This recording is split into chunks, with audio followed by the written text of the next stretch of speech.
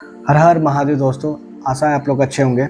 तो आज मैं आपको बताऊंगा शिवलिंग की विधि बताऊंगा, शिवलिंग की स्थापना करने की विधि बताऊंगा। और मैंने भी जो शिवलिंग रख रखा है उसके बारे में बताऊंगा आपको। तो पहले मैं आपको शिव पुराण जो बता रहे हैं विधि किस तरह से स्थापना करना है उनके बारे में बताऊँ मैं, उसके बाद मैं बताऊँगा आपको। तो चलिए पढ़ते हैं। ऋषि ने पूछा, सूत जी, शिवलिंग की स्थापना कैसी करनी चाहिए, उनका लक्षण क्या है, अर्थात उनकी पूजा कैसी करनी चाहिए, किस देश काल में करनी चाहिए और किस द्रव्य के द्वारा उनका निर्माण होना चाहिए। सूत जी, महर्षियों, मैं तुम लोगों के लिए इस विषय का वर्णन करता हूँ, ध्यान देकर सुनो और समझो। अनुकूल शुभ समय में किसी पवित्र तीर्थ, नदी आदि के तट पर अपनी रुचि अनुसार ऐसी जगह शिवलिंग की स्थापना करनी चाहिए जहाँ नित्यम पूजा हो सके, अर्थात द्रव के, जलमय द्रव के अथवा तेज पदार्थ से अपनी रुचि के अनुसार कल्प लक्षणों से युक्त शिवलिंग का निर्माण करके उसकी पूजा करनी। उपवास उनकी पूजन का पूरा फल प्राप्त होता है। संपूर्ण शुभ लक्षणों से युक्त शिवलिंग की यदि पूजा की जाए तो वह तत्काल पूजा का फल देने वाला होता है। यदि प्रचलित प्रतिष्ठा करनी हो तो इसके लिए छोटा सा शिवलिंग के अथवा विग्रह सर्वश्रेष्ठ माना जाता है, और यदि आंचल प्रतिष्ठा करनी हो तो स्थाल शिवलिंग की अथवा विनम्र अच्छा माना गया है। उत्तम लक्षणों से युक्त शिवलिंग की पीठ सहित स्थापना करनी चाहिए। शिवलिंग की पीठ मंडल, गोल, चकोर, त्रिकोण अथवा खाटे के पाए की भांति ऊपर नीचे मोटा और बीच में पतला होना चाहिए। ऐसा लिंग महान फल देने वाला होता है। पहले मिट्टी से, प्रसिद्ध आदि से अथवा लोहे आदि से शिवलिंग का निर्माण करना चाहिए। जिस द्रव से लिंग का निर्माण हो उसी का पीठ भी माना चाहिए। यही स्थावर आंचल प्रतिष्ठ वाले शिवलिंग की विशेषता बात है। 4 प्रतिष्ठ वाले शिवलिंग में भी लिंग और पीठ एक ही उत्पाद होना चाहिए, किंतु बाणलिंग के लिए यह निर्माण नहीं है। लिंग की लंबाई निर्माणता यह स्थान करने वाला यजमान को बाहर अंगुली के बराबर होनी चाहिए। ऐसा ही शिवलिंग की उत्तम कहा गया है। इससे कम लंबाई हो तो फल की कमी आ जाती है, अधिक हो तो कोई दोष बात नहीं है। 4 लिंग में भी वैसा ही नियमित है। उसकी लंबाई कम से कम कार्तक के 1 उंगली के बराबर होनी चाहिए। उसे छोटा होने पर अल्पकाल फल मिलता है, किंतु उसे अधिक होने से दोष की बात नहीं है। यजमान को चाहिए कि वह फल शिल्प शास्त्र के अनुसार एक विमान या देवालय बनाए जो देवगणों की मूर्तियों की आकृति हो। उसका गृह वस्त्र बहुत ही सुंदर सृष्टि और दृक्पन के समान अच्छा हो। उसे 9 प्रकार के रत्नों से आभूषित किया गया हो। उसके पूर्व और पश्चिम दिशाओं में 2 मुख्य द्वार हो। जहाँ शिवलिंग की स्थापना करनी हो उस जगह की गर्भत में नील, लाल, रक्त, श्याम, मकर, मोती, मूंग, गौतम और हीरा का इन 9 रत्नों से अन्य महामूर्त द्रव की वेदित मंत्रों के साथ छोड़ दे। संध्याजात आदि 5 विस्तृत मंत्रों के द्वारा शिवलिंग की 5 स्थापना क्रम पूजन करके अग्नि में हास्य के अग्नि आहुति दे और परिवार सहित मेरी पूजा करके गुरु स्वरूप को, आचार्य को धन से अथवा भाई बंधु के मनचाही वस्त्रों से संयुक्त करे। याचकों को जड, शुर्क, गृह एवं भूम समिति, यथार्थ, चेतना, 9 आदि वेदित प्रदान करे। स्थान, जंग सभी जीवों को यत्न पूर्वक संयुक्त करके एक गड्ढे में सुगंध तथा 9 प्रकार के रत्न भरकर सौजातीत के वेदित मंत्रों का उपचार करके परम कल्याणकारी महादेव जी का ध्यान करे। तत्पश्चात 9 घटित से युक्त महान ओकार का उच्चारण करके उत्तम गड्ढे में शिवलिंग की स्थापना करके उससे पीठ से संयुक्त करके इस प्रकार पिंड युक्त लिंग की स्थापना करके उसके नेतन लेप दीर्घ काल तक टिकने रहने वाला मसाले से जोड़कर स्थित करे। इसी प्रकार वहाँ परम सुंदर वेर मूर्ति की भी स्थापना करनी चाहिए। संसारिक यह भी भूम संस्कार आदि की सारी विधि जैसे लिंग की प्रतिष्ठा के लिए कही गई है। वैसा ही वीर मूर्त प्रतिष्ठ के लिए भी समझनी चाहिए। अंतर इतना ही है कि लिंग प्रतिष्ठ के लिए प्राणा मंत्र से उच्चारण कर का विधान है, परंतु वेर की प्रतिष्ठा पंचाक्षर मंत्रों से करनी चाहिए। जहाँ लिंग की प्रतिष्ठा हुई है वहाँ भी उत्सुक के लिए बाहर सवारी निकाले आदि से नियम वेर मूर्ति को भी रखना अवश्य है। वेर बाहर से भी लिया जा सकता है, उसे गुरुजनों से ग्रहण करे। ब्रह्म वेर वही योग्य है जो साधु पुरुषों पूज्य हो। उसी प्रकार लिंग में वेर और वेर भी की हुई महादेव जी की पूजा शिव पद की प्राप्ति करने वाला होता है।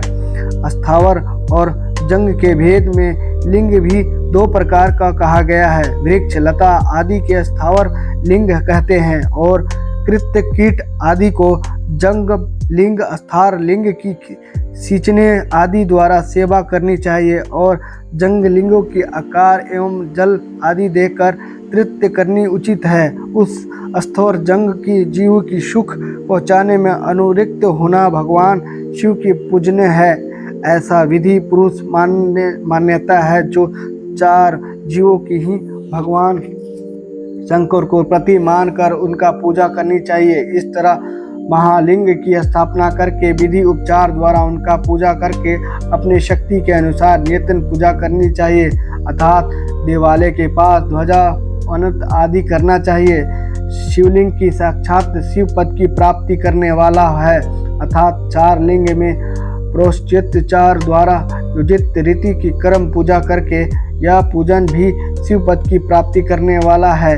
आवाहन आसान अघृत पद पग आचान अभंग पूर्ण स्नान वस्त्र योग द्वित गंध पुष्प दीप नोत तंबूल संपर्पण निरजन और नमस्कार विसर्जन ये 16 उपचार है, अर्थात धैर्य से लेकर नित्य विधि विधान पूजा करके अभिष्ट नौतन नमस्कार और तर्पण ये सब शक्तिशाली नियतन करें। इस तरह किया हुआ शिव पूजन शिव पद की प्राप्ति करने वाला होता है, अथवा किसी मनुष्य के द्वारा स्थापित शिवलिंग की ऋषियों द्वारा स्थापित शिवलिंग में देवताओं द्वारा स्थापित शिवलिंग में अपने आप प्रकट हुए स्वयंभू लिंग में अर्थात अपने द्वारा नित्य स्थापित हुए शिवलिंग में भी उपचार समर्पूर्ण जैसे तैसे पूजन करने से या पूजन की सामग्रियाँ देने से भी मनुष्य ऊपर जो कुछ कहा गया है वह सारा फल प्राप्त कर लेता है। कर्मश परिक्रमा और नमस्कार करके भी शिवलिंग की शिव पद की प्राप्ति करने वाला होता है। यदि नियम पूर्वक से शिवलिंग गहन दर्शन मात्र कर लिया जाए तो वह भी कल्याण प्रदान होता है। मिट्टी आटा गाय के गोबर फूल कनेर पुष्प फल गुड़ मक्खन भस्म अथवा गन्ने के भी अपनी रुचि के अनुसार शिवलिंग की बनाकर दांतर अनुसार उनका पूजन करें, अर्थात प्रतिदिन उसका 10,000 प्राणायाम मंत्र का जाप करके अथवा दोनों संध्याओं के एक समय एक सहकर प्रणाम जप किया करें। यह कर्म भी शिव पद की प्राप्ति करने वाला है। ऐसा जाना चाहिए कि जल काल में मकारानंत प्रकावंत उपचारण मन की शुद्धि करने वाला होता है। समाधियों में मानसिक जप विधि है तथा अन्य सब समय भी उपसित जप करनी चाहिए। नाद और बिंदु से युक्त ओकार उपचार को विद्वान पुरुष संपरानप्रणक कहते हैं। यदि प्रतिदिन आदर पूर्वक उस 10,000 पंचाक्षर मंत्र का जाप किया जाए अथवा दोनों संध्याओं के समय एक सहस्त्र ही जाप किया जाए तो उसे शिव पद की प्राप्ति करने वाला समझना चाहिए। ब्राह्मणों के लिए आदि में प्राणायामों से युक्त पंचाक्षर मंत्र अच्छा बताया गया है। कालस से किया हुआ स्नान मंत्र की दीक्षा मृताओं से अन्य सत्य की परिवर्तित अनंत कर्म करण वाला ब्राह्मण तथा ज्ञानी गुरु इन सब के उत्तम माना गया है। द्विजुत के लिए नमः शिवाय उच्चारण का विद्वान है। द्रुतित्राव के लिए अंत में नमः तात के प्रयोग विधि है, अर्थात शिवाय नमः। इस मंत्र का उपचार करके स्त्रियों के लिए भी कहीं कहीं विधि पूर्वक नमोतम उपचारण का ही विधान है, अर्थात वे भी शिवाय नमः का ही जाप करें। कोई ऋषि ब्राह्मण स्त्रियों के लिए नमः पूर्ण शिवाय के जाप की अनुमति देते हैं, अर्थात वे नमः शिवाय का जाप करके पंचाक्षर मंत्र 5 करोड़ जाप करके मनुष्य भगवान शिवपद की समान हो जाता है। 1, 2, 3 अथवा 4 करोड़ जाप करने से प्रकाम ब्रह्मा विष्णु रुद्र तथा महेश्वर का पद प्राप्त होता है, अथवा मंत्रों में जितने अक्षर है उसके पृथक पृथक 1 लाख जप करके अथवा समस्त अक्षरों का एक साथ ही जितने अक्षर हो उसके लाख जाप करे। इससे तरह के जाप के शिव पद की प्राप्ति करने वाला समझना चाहिए। यदि 1000 दिनों तक प्रतिदिन 1 सहस्त्र जाप करे, पंचाक्षर मंत्र का 10 लाख जाप पूरा कर लिया जाए और प्रतिदिन ब्राह्मण भोजन कराया जाए तो उसे मंत्र से अभिष्ट कार्य की सिद्धि होने लगती है। ब्राह्मणों को चाहिए कि वह प्रतिदिन प्रातःकाल 1008 बार गायत्री का जाप करे। ऐसा होने पर गायत्री कर्म शिव पद को प्राप्त करने वाली होती है। वेद मंत्र और वेदित सूत्रों का भी नियम पूर्वक जाप करनी चाहिए। वेदों का पारायण भी शिव पद की प्राप्त करने वाला है। ऐसा जाना चाहिए कि अन्य जो बहुत सी मंत्र है उसका भी जितने अक्षर है उसे लाख जाप करे। इस प्रकार जो यथाशक्ति जाप करता है वह क्रमश शिव पद की मोक्ष की प्राप्ति कर लेता है। अपनी रुचि के अनुसार किसी एक मंत्र को अपनाकर मृत्यु तक प्रतिदिन उसका जाप करनी चाहिए, अर्थात ओम इन मंत्र का प्रतिदिन सहस्त्र जाप करनी चाहिए। ऐसा करने पर भगवान शिव की आज्ञा के संपूर्ण मनोरथ की सिद्धि होती है। जो मनुष्य भगवान शिव के लिए फुलवाड़ी या बगीचे आदि लगाता है, अर्थात शिव सेवा कार्य के लिए मंदिर में झाड़ने बुहारने आदि अवस्थित करता है, वह इस पुण्य कर्म के करके शिव पद की प्राप्ति कर लेता है। भगवान शिव के जो काशी आदि क्षेत्र हैं उनमें भक्ति पूर्वक नियतन निवास करके वह जड़ चेतन सभी को भोग और मोक्ष देने वाला होता है, अर्थात विद्वान पुरुष भगवान शिव के क्षेत्र में आमरण निवास करना चाहिए। पुण्य क्षेत्रों में स्थित बावड़ी कुआं और पोखर आदि के शिव गंगा समझना चाहिए। भगवान शिव का ऐसा ही वचन है, वहाँ स्नान दान और जप करके मनुष्य भगवान शिव को प्राप्त कर लेता है, अतः मृत्यु तक शिव के क्षेत्र का आश्रय लेकर रहना चाहिए। जो शिव के क्षेत्र में अपने किसी मृतक संबंधी का दाह संस्कार मासिक स्पंडित अथवा वर्षित ऋषित करता है, अर्थात कभी भी शिव के क्षेत्र में अपने पितरों को पिंड देता है, वह तत्काल सब पापों से मुक्त हो जाता है और अंत में शिव पद को होता है, अर्थात शिव क्षेत्र में 7, 5, 3 एक ही रात निवास कर ले। ऐसा करने से भी क्रम शिव पद की प्राप्ति होती है। लिंग में अपने अपने वर्णन अनुसार सदाचार पालन करने भी मनुष्य शिव पद को प्राप्त कर लेता है। वर्णन के अनुसार आचार तथा भक्ति भाव से अपने सर्वतक आदि फल पाता है। कामना पूर्ण के हेतु अपने कर्म अभीष्ट फल को शीघ्र ही पा लेता है। निष्भाव से किया हुआ सारा कर्म साक्षात शिव पद की प्राप्ति करने वाला होता है। दिन के 3 विभाग होते हैं, प्रातः मध्य और संध्या। इन तीनों कर्मों से एक ही प्रकार के कर्म संपाद किया जाता है। प्रातःकाल शास्त्र विहित की नियम कर्म के अनुसार समय जानना चाहिए कि मध्यकाल का साहत्य कर्म के लिए उपयोग है, अर्थात संध्या काल की शांति कर्म के युक्त है।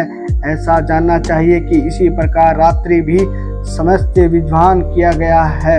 रात के 4 पहर जो बीच के 2 पहर है उसके नियतिन काल कहा गया है। विशेषता उसकी काल की कई भगवान शिव की पूजा अभिष्ट फल को देने वाली होती है। ऐसा जानकर कर्म करने वाला मनुष्य यथा फल को भागी होता है। विशेष कलयुग में कर्म से ही फल की सिद्धि होती है। अपने अपने अधिकार के अनुसार ऊपर करे गए किसी भी कर्म के द्वारा शिव आराधना करने वाला पुरुष यदि सदाचारी है और पाप से डरता है तो वह उन कर्मों के पूर्ण फल में अवश्य प्राप्त कर लेता है। ऋषियों ने कहा, सूत जी, पुण्य क्षेत्र कौन से है, उनका आश्रय लेकर स्त्री पुरुष शिवपद की प्राप्ति कर ले, यह हमें संक्षेप में बताइए। ये दोस्तों ये मैं कल बताऊंगा। आपको मैंने बताया कि लिंग की स्थापना कैसे करते हैं और जाप करने से क्या होता है। दोस्तों इसमें खुद कहा शिव पुराण की इसमें कि ओम नमः शिवाय का जो जाप है आप खुद कर सकते हैं। कई ये भी बोलते हैं कि जो पंचाक्षर जो मंत्र है इसको गुरु दक्षिणा में ली जाती है। ऐसा नहीं है। आप जिसके गुरु नहीं है वो खुद शिवलिंग की स्थापित करें और खुद पंचाक्षर मंत्र आप पढ़ सकते हैं। ऐसा कुछ नहीं है, क्योंकि ये हमें जो शास्त्र है हमारा, वो शास्त्र हमारा सच बताता है, क्योंकि शास्त्र कभी झुठलाया नहीं जाता है। और जो शास्त्र जान के भी और शास्त्र के विरोध चलता है वो सबसे बड़ा पाप बनता है, पापी बनता है, मैं तो ये कहूँगा। तो हर हर महादेव।